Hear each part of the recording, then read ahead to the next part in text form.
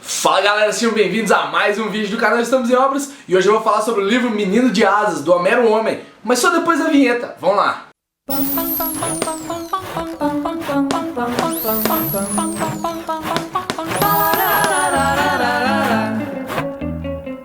Antes de começar a falar do livro, deixa eu só avisar pra vocês que eu tô gravando no dia que o Cruzeiro vai ser campeão do Campeonato Brasileiro. Então ao fundo talvez vocês escutem alguns fogos de artifício, uma galera gritando. Não importa com isso, eu estou comemorando o título deles, deixa em paz. Mas vamos focar aqui no livro. Menino de Asas foi escrito em 1977 pelo jornalista nordestino Homero Homem. Ele é lá do Rio Grande do Norte e em 1977 ele escreveu esse livro. Ele faz parte da chamada Coleção Vagalume, que aquelas pessoas que nasceram na década de 70, 80, até o início da década de 90, tem aquela memória afetiva que foram aqueles livros que eram passados na escola. Eu, por exemplo, eu nasci em 89. Eu passei a década de 90, o início dos anos 2000, lendo muita coisa da série Vagalume. Então eu lembro muita coisa de A Ilha Perdida, Escaravelho do Diabo, O Caso da Borboleta Tíria, muitos outros livrinhos desses que eu li durante a escola. Tanto no meu início, no ensino fundamental 1, que é lá de primeira a quarta série, quanto no ensino fundamental 2, que foi de quinta até oitava. Eu li muitos livros da série Vagalume e O Menino de Asas foi um desses livros que eu li na época. Essa edição aqui foi uma que eu achei aqui em casa, nos livros antigos das minhas irmãs. Tava lá mocado dentro do armário, eu falei, vou pegar, vou trazer pra minha coleção particular aqui. Porque eu tenho lembrança de ter lido esse livro quando eu era bem moleque, eu devia ter uns 7, 8 anos, quando eu li Menino de Asas pela primeira vez. Não me pergunta o que eu achei do livro na época, porque eu não vou lembrar, eu tinha 7, 8 anos, mas eu lembro que eu li esse livro. Foi um dos que tava aqui em casa que eu já li e que faz parte do meu imaginário da coleção Vagalume. Talvez por isso eu tenha um carinho tão grande por ele, porque com certeza foi um dos primeiros livros completos que eu li quando eu era moleque, e guardar ele aqui na estante pra mim é muito importante. Só que eu não tinha lido ele de novo, eu li ele quase 20 anos atrás. E eu queria ver se minha memória afetiva tava me pregando peça, assim, se era um livro bacana ou não. Mas desculpa a coleção Vagalume, desculpa Menino de Asas, mas eu não consegui me apegar a esse livro, assim. Teve alguns pontos chaves dele que eu, o Bruno de 25 anos, já não consegue ver mais como tão legal. Mas primeiro deixa eu falar da história, né? O livro conta a história do Menino de Asas, ele não tem nome a princípio, ele é chamado só de Menino de Asas, e ele nasceu com uma espécie de mutação. Em vez de ter braços, ele tem duas asas. A partir daí, a partir dessa ideia dele ter nascido com duas asas no lugar de braços, ele começa a viver as aventuras dele, tanto quando criança, quando tentou ir pra escola, quanto depois já de adolescente, quando ele vai pra cidade e começa a enfrentar a vida adulta, que é quando ele tem que lidar com outras pessoas a não ser a família dele. E a partir daí o livro vai começar a tocar em diversos pontos chaves, como preconceito, inserção na sociedade, a ditadura militar também está lá presente, a forma como as crianças eram tratadas na época, as crianças de rua, os pequenos marginais, como era feito, como era a relação dessas pessoas com a polícia, tá tudo aqui nesse livro. Mas o ponto chave que eu não consegui concentrar no livro de jeito nenhum é que o moleque não tem braço, ele tem asa no lugar de braço. E esse elemento imaginário, esse elemento fantástico, pra mim foi o maior entrave no início da história, que eu não conseguia imaginar como ele fazia as coisas. Ele é um humano com asas. E aí eu penso no personagem Anjo do X-Men, que ele tem a asa no lugar de uma asa, mas ele também tem os braços. Ou seja, é entendível como ele faz as coisas. O Menino de Asas não dá pra saber, não dá pra saber como ele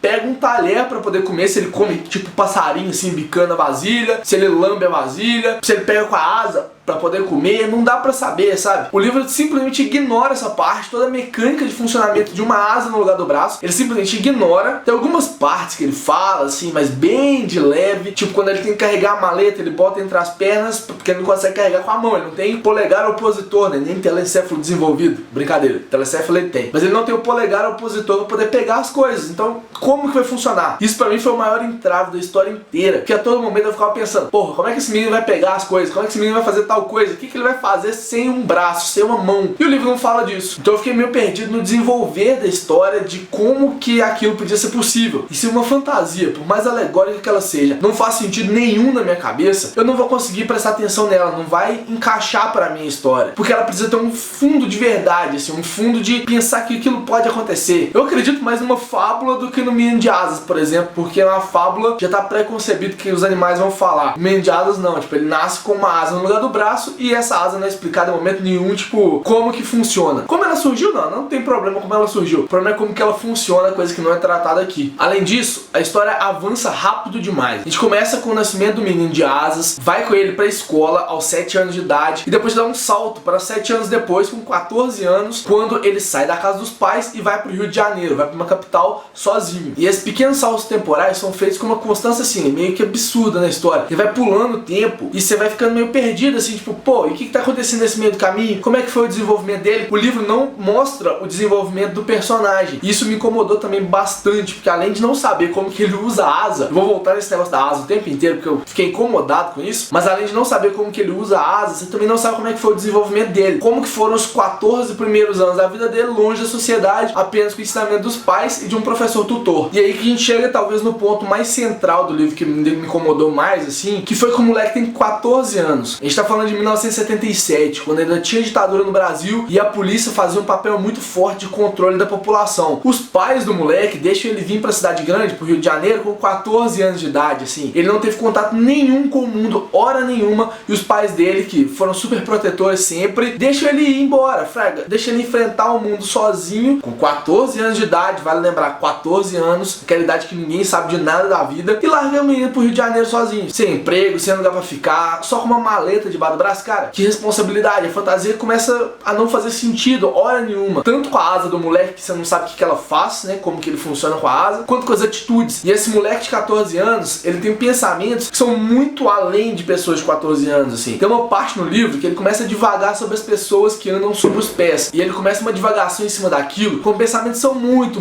mais complexos do que uma cabeça de 14 anos. Até, tipo, se fosse pra eu parar pra pensar umas coisas que foram tratadas aqui, eu não ia chegar às mesmas conclusões também. É uma coisa que é muito além, assim, é coisa da cabeça do Romero Homem que ele colocou na história mesmo, não foi condizente com o personagem. E algumas coisas poderiam ser positivas no livro, que é, por exemplo, tratar um caso desse de preconceito, porque quando o moleque chega na cidade, ele é hostilizado pela população inteira. E isso é um ponto negativo do livro, porque em nenhum momento ele trata esse diferente, o menino ter uma asa, como algo que pode ser bom, assim. Fala assim por alto, tipo, ah, não, isso é uma coisa boa, isso é uma dádiva de Deus, tal, assim, saber aproveitar isso. Mas os personagens em si, com que ele encontra no caminho, praticamente nenhum deles tem essa ideia. Eles tentam tanto ou curar o menino de asas, fazendo uma operação, ou também hostilizando ele, assim. É bem constante essa ideia da repressão. Isso no livro traz aquela ideia de que a população é toda ruim e só o menino de asas é bom. A população não sabe lidar com o diferente, mas a população é uma gama de pessoas diferentes. O autor, ele trata como se fosse uma coisa só, ele massifica a população, quando na verdade ele podia ter aberto o leque para muito mais e feito o livro virar uma coisa muito maior do que ele é, assim. O livro fica pequeno, ele perde muito por causa disso. Ele trata a população como sendo uma coisa só, fraga, uma massa única que tem um pensamento único que nunca vai sair daquilo. Isso é um pensamento que já foi ultrapassado há muito tempo. Tem um espectro na população que difere esse pensamento. Então, o livro se torna bastante ultrapassado por causa disso. Além disso, fala, assim, meio en passant sobre a ditadura militar. Igual eu falei, em 1977, o Brasil ainda vivia sob ditadura e o menino de asas se enquadra aqui. Porque a todo momento ele é chamado de comunista, que ele tá ajudando os comunistas, como se isso tivesse alguma ligação, assim. Eu não entendi muito bem qual era a ligação, mas eu também não posso falar muito bem sobre isso, porque eu não vivi a época, eu não sei exatamente qual tipo de ligação eles falavam com comunistas. Então tudo devia ser comunismo. E o final da história é um final tão abrupto, tão para deixar as coisas certinhas, para deixar as coisas felizes pro público, que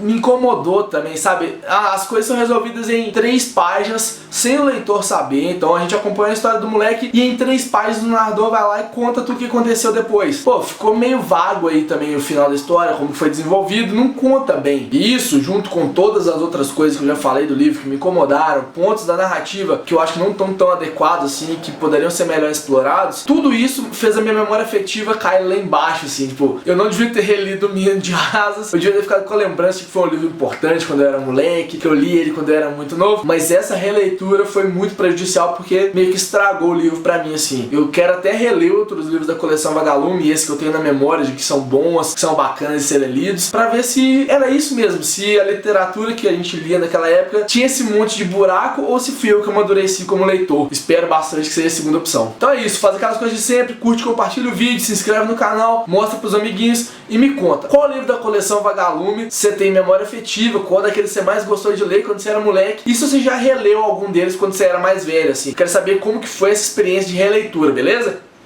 Um beijo pra vocês e até o próximo vídeo.